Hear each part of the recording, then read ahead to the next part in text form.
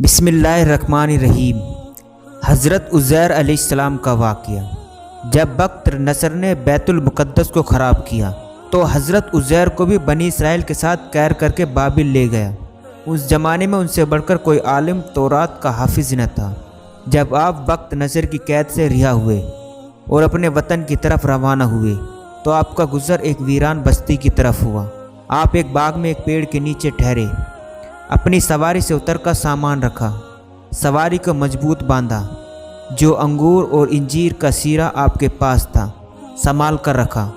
پھر آپ نے بستی پر نظر ڈالی تو آپ کی گری ہوئی دیوار اور پرانی اور بوسیدہ ہڈیاں دکھائی دی۔ آپ نے کہا، خدایا تو ان کو کیسے زندہ کرے گا؟ آپ اسی خیال میں تھے کہ آپ پر نیند طاری ہو گئی۔ خدا نے خواب میں ان کی روح قبض کر لی۔ اسی حال میں 100 سال بیت گئے۔ 100 سال کے بعد خدا نے انہیں پھر زندہ کیا۔ فرشتے نے آپ سے پوچھا کہ تم یہاں کتنی دیر ٹھہرے؟ آپ نے فرمایا 1 دن یا 1 دن سے کچھ کم۔ فرشتے نے کہا، تم یہاں 100 برس رہے ہو، اب ذرا اپنے کھانے اور پینے کی چیز کو دیکھو، ہم کس طرح سے کھال اور گوشت پہناتے ہیں۔ پھر حضرت عزیر اپنے گھر آئے۔ جب آپ اپنی بستی میں پہنچے تو کوئی آپ کو پہچان نہ سکا۔ گھر کا رنگ ڈھنگ بھی بدلا ہوا تھا۔ دروازے پر ایک بڑھیا کو دیکھ کر پوچھا، کیا یہ گھر عزیر کا ہے؟ بڑھیا نے کہا، ہاں یہ گھر تو انہی کا ہے۔ تو کون ہے جو ایک مدت کے بعد میرے آقا کا نام لیتا ہے؟ آپ نے فرمایا، عزیر میں ہی ہوں۔ اس نے کہا، سبحان اللہ، وہ تو 100 برس سے غائب ہے، ان کا کوئی پتہ نشان نہیں چلتا۔ اگر تو سچا ہے تو دعا کر میری آنکھیں بینا ہو جائیں تاکہ میں تجھ کو پہچان لوں۔ عزیر کی دعائیں قبول ہو جایا کرتی تھی۔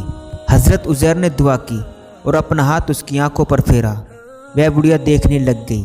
وہ بولی، میں گواہی دیتی ہوں کہ آپ عزیر ہیں اور آپ کا چہرہ بالکل پہلے جیسا ہے، اس میں کوئی تبدیلی نہیں آئی ہے۔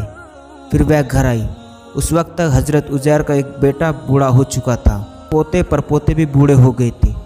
اتنی مدت کے بعد جب لونڈی نے لوگوں میں جا کر حضرت عزیر کے آنے کی خبر کی، عزیر کی اولاد نے اور بنی اسرائیل نے یہ حال سنا تو بولے، یہ بڑھیا واہی تباہی بکتی ہے۔ اس نے کہا، میں وہ اندھی لونڈی ہوں، عزیر کی دعا سے خدا نے پھر مجھے آنکھیں دی ہے۔ پھر تو سب لوگ دوڑ پڑے۔ حضرت عزیر کے بیٹے نے کہا، میرے باپ کے دونوں کندھوں پر ایک دل تھا۔ اس دل کو دیکھ بیٹے نے باپ کو پہچانا، لیکن قوم نے کہا، ہم تو جب مانیں گے جب یہ ہم کو تورات سنائے، اس لیے کہ حضرت ہارون کے بعد عزیر نے بڑھ کر تورات کا حافظ کوئی نہ تھا۔ حضرت عزیر نے شروع سے تورات لکھانا شروع کیا، یہاں تک کہ پوری تورات لکھ دی گئی۔